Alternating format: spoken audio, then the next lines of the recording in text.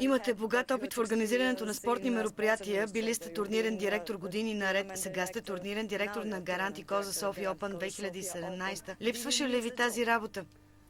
Да, всъщност да. За последно работех това преди 4 години на Hopman Cup.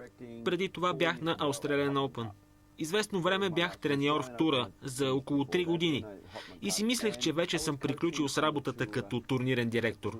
След това ме поканиха да се заема с тази работа в София Open и аз всъщност исках да приема. Сега съм свеж, защото 3-4 години си починах. Зареден съм с енергия и съм готов да работя, но наистина се нуждаех от почивката.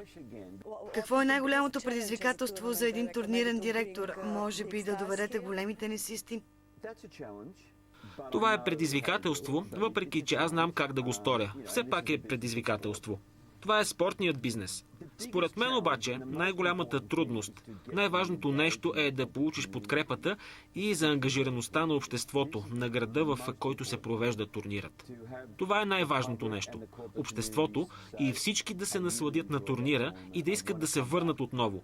Местните хора да приемат турнира като свой, да почувстват, че принадлежи на града им и да искат да остане. Това е ключът. Ако не успееш след 2-3 години, турнирът ще си замине. Трудно ли убедихте Григор да участва? Всъщност не, защото тази година той искаше да дойде. Знае, че стана голям въпрос, че не дойде миналата, но тогава турнирът се появи късно в графика. А по неговата програма той трябваше да отиде към Централна Америка, в Акапулко. Знам, че имаше трудности с програмата си миналата година, но през тази той и екипът му искаха да участват в София и се разбрахме. Григор няма търпение да дойде над преварата.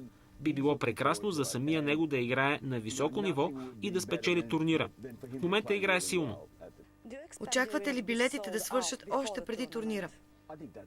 Не мисля, че това е вероятно. Билетите вече са в продажба и за полуфиналите почти няма останали хубави места, което е много добър знак. Залата обаче е голяма. 8 дни ще се играе тенис и хората ще могат да си намерят места. Но ако искат да са хубави, трябва да побързат.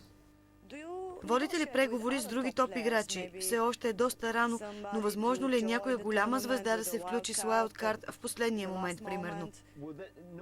Могат да се случат такива неща в последният момент. Ако някой от поставените не играе добре на Australian Open и отпадне рано, може да поиска да се включи в друг турнир. Но не трябва да забравяме, че има още 2 турнира по същото време – в Монпелие и в Кито. Има 6 седмици до ентри листата и не знаем кой ще заяви участие. Ние обаче имаме Тим, който е играч от топ 10, Балтиста Агут и Троицки, миналогодишният шампион и финалиста, както и Григор Димитров. Това е нещо много хубаво. Може би много хора ви задават този въпрос, но ще го сторя и аз.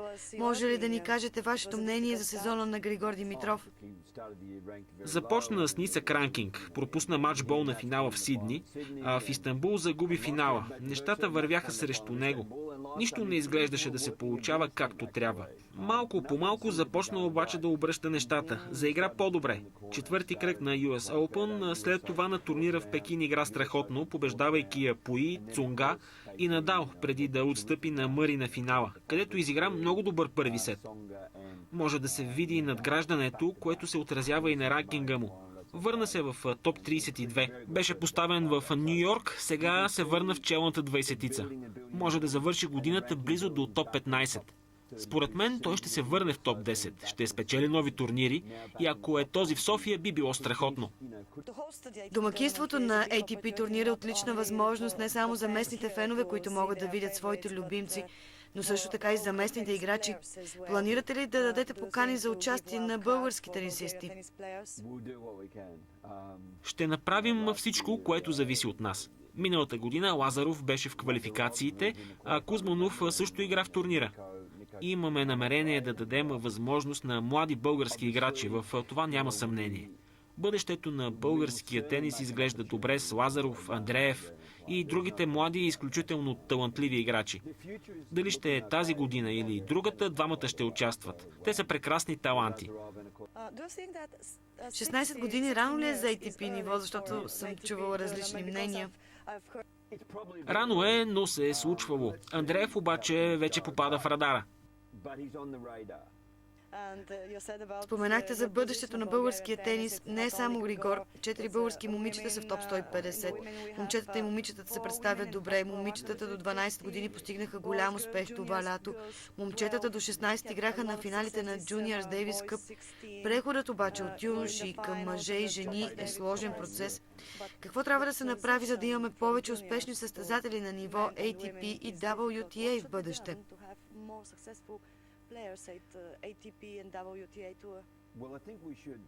Трябва да отбележим, че се справяте доста добре по отношение на женския тенис. 4 състезателки в топ 150. Цветана е отлична тенисистка. През последните години игра полуфинал и четвъртфинал на Уимбълдън. Спечели в Сидни, побеждавайки 3 тенисистки от топ 10. Стои в челната стотица.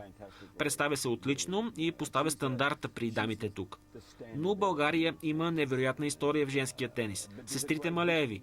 3 сестри в топ 10. Трябва да има статуя на майка им. Това е нещо невероятно. Така че в България има традиции, но бих казал, че и сега женският тенис се развива много добре.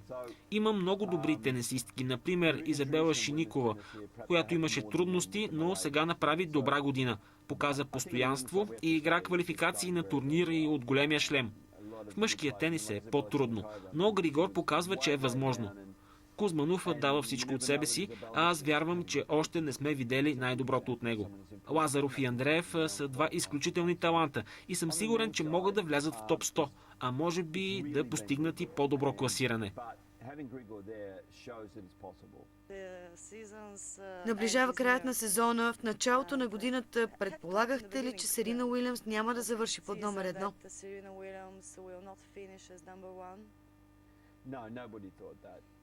Никой не си го мислеше, но също така никой не предполагаше, че Мария Шарапова няма да играе сега. Случват се такива неща. При Серина видяхме признаците още миналата година, когато не завърши сезона, а преди това участва само в 8 турнира. Тя вече не играе толкова много, но все още е чудесен играч и когато играе, го прави както трябва. Смяната на Караулов в женския тенис се случи преди тази в мъжкия, но да не забравяме и колко бързо се променят нещата при мъжете. На заключителния Мастърс няма да играят нито Рафа, нито Роджер. За първи път от поне 12 години. Новак Джокович най-вероятно ще загуби първата позиция в ранглистата, или поне аз така си мисля. Смятате ли, че Анди Мъри заслужава топ позицията? Ранкингът не се купува в супермаркета, така че ако Мъри стане първи, значи го заслужава. Мисля, че може да успее още тази година.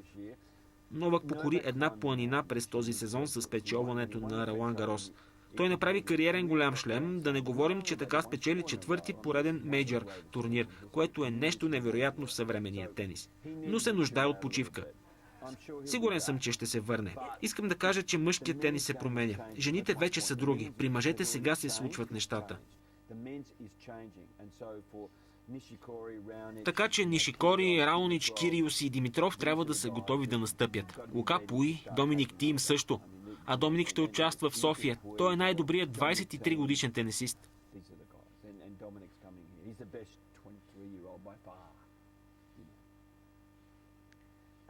Как бихте определили сезона на Джокович като добър или лош? Добър, номер 2 в света е добре. Спечели 2 турнира от големия шлем, Австралия и Франция. Една прекрасна година. На Уимбълдън не се получи, но спечели 2 мейджора и ще завърши годината даже и под номер 2 да е. Това е може би 4-та му най-добра година. Имаше 2 години, в които беше невероятен. Миналата и 2 години по-рано. Но не можеш да правиш това всяка година. Определено обаче сезонът му бе страхотен.